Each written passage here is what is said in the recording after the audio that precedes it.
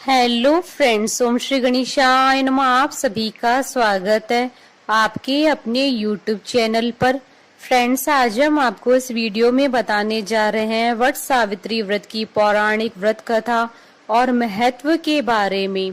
Friends, video शुरू करने से पहले आपसे रिक्वेस्ट है, अगर आप हमारे चैनल पर नए हैं और आपने अभी तक चैनल को सब्सक्राइब नहीं किया है तो प्लीज सब्सक्राइब कीजिएगा चैनल को, साथ ही प्रेस कीजिएगा बेल आइकन को, जिससे नए वीडियो से रिलेटेड नोटिफिकेशन आपको तुरंत प्राप्त हो सके।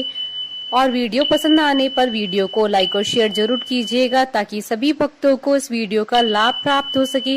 और कमेंट बॉक्स में ओम श्री गणेशाय नमः जरूर लिखिएगा। वट सावित्री व्रत ज्येष्ठ मास की कृष्ण पक्ष की अमावस्या तिथि के दिन मनाया जाता है। महिलाएं इस दिन वट सावित्री का व्रत अखंड सौभाग्य, कल्याण की कामना और संतान प्राप्ति के लिए करती हैं। वट सावित्री अमावस्या के दिन सावित्री ने यमराज से अपने पति सत्यवान के प्राणों की रक्षा की थी। हिंदू धर्म में वट सावित्री अमावस्या सौभाग्यवती स्त्रियों का महत्वपूर्ण पर्व है। इस व्रत को ज्येष्ठ कृष्ण त्रयोदशी से अमावस्या तथा ज्येष्ठ शुक्ल त्रयोदशी से पूर्णिमा तक रखने का विधान है। मान्यता है कि वट सावित्री व्रत करने से पति दीर्घायु और परिवार में सुख शांति आती है। पुराणों के अनुसार वट वृक्ष में ब्रह्मा, विष्णु और महेश तीनों का वास होता है। इस व्रत में वट वृक्ष के चारों ओर परिक्रमा करके सौभाग्यवती स्त्रियां रक्षा सूत्र बांधकर पति की लंबी आयु की कामना करती है। वट सावित्री व्रत में वट और सावित्री दोनों का ही खास महत्व माना गया है। वट सावित्री व्रत के दिन वट वृक्ष की पूजा का विधान है। इसके साथ ही महिलाएं सत्यवान, सावित्री और यमराज की पूजा भी करती हैं। व्रती महिलाओं को इस दिन सत्यवान और सावित्री की कथा को विशेष तौर पर पढ़ना या सुनना चाहिए। फ्रेंड्स, अब आइए आरंभ करें वट सावित्री व्रत की पौराणिक कथा। देवी पार्वती जी ने कहा, हे देवताओं के भी देवता, जगत के पति शंकर भगवान, प्रभास क्षेत्र में स्थित ब्रह्मा जी की प्रिया जो सावित्री देवी है, उनका चरित्र आप मुझसे कहिए, जो उनके व्रत का महात्म हो और उनके संबंध का इतिहास हो, एवं जो स्त्रियों के पतिव्रत्य को देने वाला, सौभाग्यदायक और महान उदय करने वाला हो। तब शंकर भगवान ने कहा, हे महादेवी, प्रभास क्षेत्र में स्थित सावित्री के असाधारण चरित्र को मैं तुमसे कहता हूँ। हे माहेश्वरी, सावित्री स्थल नामक स्थान में राजकन्या सावित्री ने जिस प्रकार से उत्तम वट सावित्री व्रत का पालन किया। भद्र देश में एक धर्मात्मा राजा रहता था जो सभी प्राणियों के हित में तत्पर रहता था। उसका नाम अश्वपति था। धर्मात्मा, क्षमाशील, सत्यवादी होने पर भी राजा संतान रहित था। एक समय वह राजा प्रभास क्षेत्र में यात्रा करते हुए पहुंचा और सावित्री स्थल पर आ गया। वहां पर राजा ने अपनी रानी के साथ इस व्रत को किया, जो सावित्री व्रत नाम से प्रसिद्ध सभी प्रकार की कामनाओं को पूर्ण करने वाला है। भूर्भुवस्व इस मंत्र की साक्षात मूर्ति बनकर स्थित श्री ब्रह्मा जी की प्रिया सावित्री देवी उस राजा पर प्रसन्न हुई। कमंडल को धारण करने वाली वह सावित्री देवी दर्शन देने के बाद पुनः अदृश्य हो गई। लेकिन देवी के दर्शन के पुण्य से कुछ दिनों के बाद राजा अशोपति के घर देवी के समान रूप वाली कन्या का जन्म हुआ, जो देवी सावित्री के अंश से उत्पन्न हुई थी। देवी सावित्री की प्रसन्नता से प्राप्त तथा सावित्री की पूजा करने के बाद उत्पन्न कन्या का नाम भी सावित्री रखा गया। वह राजकन्या देवी लक्ष्मी के समान शोभित होती हुई बड़ी होने लगी और धीरे धीरे सुकोमल अंगों वाली वह कन्या यौवन अवस्था को प्राप्त हुई। नगरवासी उस कन्या को देखकर यही समझते थे कि वह कोई देव कन्या है। कमल के समान विशाल नेत्रों वाली एवं तेज से अग्नि के समान प्रज्वलित होती भी वह सावित्री महर्षि भृगु द्वारा कहे हुए सावित्री व्रत को करने लगी। लक्ष्मी के समान सुशोभित होने वाली वह कन्या एक दिन देवी सावित्री की पूजा के बाद पिता के पास खड़ी हो गई। उस समय पुत्री की युवावस्था को प्राप्त हुई देखकर राजा ने मंत्रियों से सलाह किया। इसके बाद राजा ने सावित्री से कहा, हे पुत्री, तुम्हें योग्य वर को देने का समय आ गया है। मुझसे कोई तुम्हें मांगने के लिए भी नहीं आता और मैं भी विचार करने पर तुम्हारी आत्मा के अनुरूप वर को नहीं पा रहा हूँ। अतः हे पुत्री, देवताओं के निकट मैं जिस तरह से निंदनीय ना हूँ वैसा तुम करो। मैंने धर्म शास्त्र में पढ़ा और सुना भी है कि यदि पिता के गृह में रहती हुई विवाह के पहले ही जो कन्या रजोधर्म से युक्त हो जाती है, उसके पिता को बड़ा पाप लगता है। इसलिए हे पुत्री, मैं तुमको भेज रहा हूँ कि तुम स्वयं ही अपने योग्य वर ढूंढ लो। वृद्ध मंत्रियों के साथ शीघ्र जाओ और मेरी बात को मानो।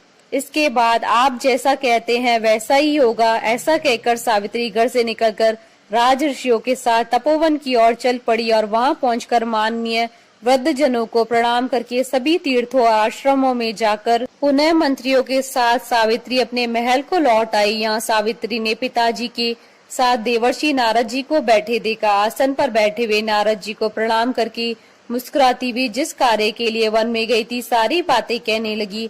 सावित्री बोली, हे नारद जी, शाल्व देश में धर्मात्मा दुम्तसेन नाम से विख्यात एक क्षत्रिय राजा हैं जो देव योग से नेत्रहीन हो गए हैं। रुक्मी नामक उनके एक सामंत ने उनसे राजपाट छीन लिया है।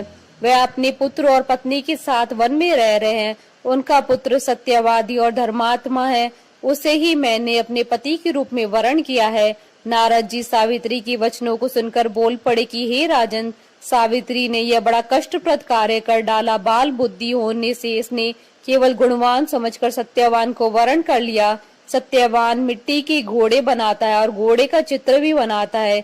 इसे उसे चित्राश्व भी कहते हैं। सत्यवान दान और गुण में रंती देव के शिष्य के समान है। ब्राह्मणों की रक्षा करने वाला है और सत्यवादी भी है। राजा यताति के समान उदार, चंद्रमा के समान प्रिय लगने वाला है। रूप में दूसरे अश्विनी कुमार के समान और दुम्तसेन के समान बलवान है। लेकिन उसमें केवल एक दोष है, दूसरा कोई नहीं कि सत्यवान आज से ठीक 1 वर्ष पर शीर्णायु हो जाने से देह त्याग कर देगा।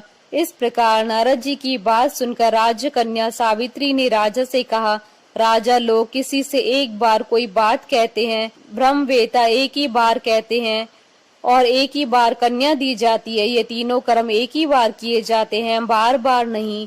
दीर्घायु हो या अल्पायु, गुणवान हो या निर्गुण, वर को एक ही बार वरण कर लिया, अब वह दूसरे वर को वरण नहीं करूंगी। नारद जी ने कहा, हे राजन, यदि आपको उचित लगता है तो अपनी पुत्री सावित्री का कन्यादान शीघ्र कर डालिए। राजा ने शुभ मुहूर्त में विधि विधान पूर्वक सत्यवान के संग सावित्री का विवाह करवा दिया। सावित्री अपने पति को पाकर ऐसे प्रसन्न थी जैसे पुण्यवान पुरुष स्वर्ग को पाकर प्रसन्न होता है। सावित्री उस सत्यवान के साथ आश्रम में रहते हुए नारद जी की कही हुई बात को याद करती रहती थी। उस दिन को गिनती रहती थी जब सत्यवान देह त्याग कर चले जाएंगे। जब सत्यवान के मरण के केवल 3 दिन शेष रहे, तब सावित्री ने निर्हार रहकर व्रत किया और तीसरे दिन सुबह स्नान करके देवता और पितरों का पूजन किया। फिर सास ससुर की चरण वंदना करके वह भी अपने पति के साथ जंगल की ओर चल पड़ी।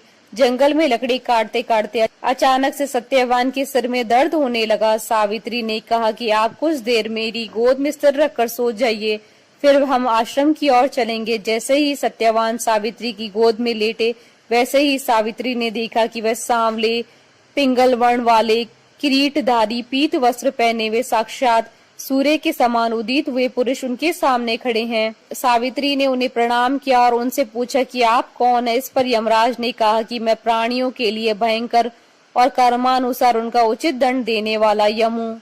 सो हे पतिव्रता सावित्री, समीप में पड़े हुए तुम्हारे पति की आयु समाप्त हो गई है, इसे यमदूत पकड़कर नहीं ले जा सकेंगे, इसलिए मैं स्वयं आया हूँ। ऐसा कहकर फांस के लिए हुए यमराज ने सत्यवान के शरीर से अंगुष्ठ मात्र शरीर वाले जीवात्मा को बलपूर्वक निकाल लिया। इसके बाद यमपुरी की ओर चलना शुरू किया। सावित्री भी यम के पीछे पीछे चलने लगी।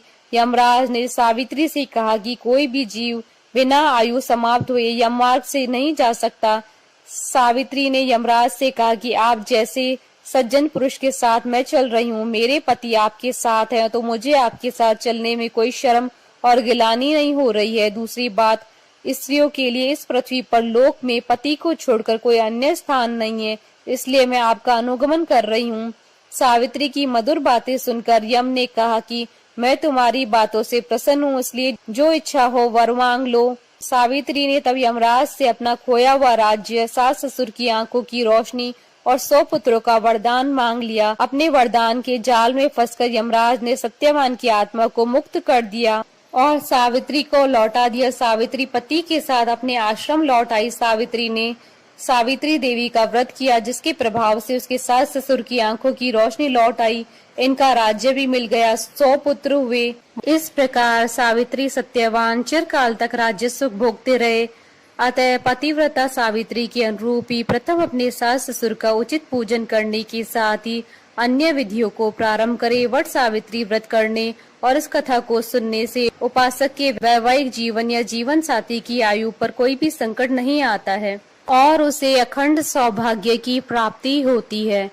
कथा अधूरी हो तो पूरी करना और पूरी हो तो मान रखना। बोलिए सावित्री माता की जय। हमारे साथ इस वीडियो में अंत तक बने रहने के लिए आपका धन्यवाद। ओम श्री गणेशाय नमः।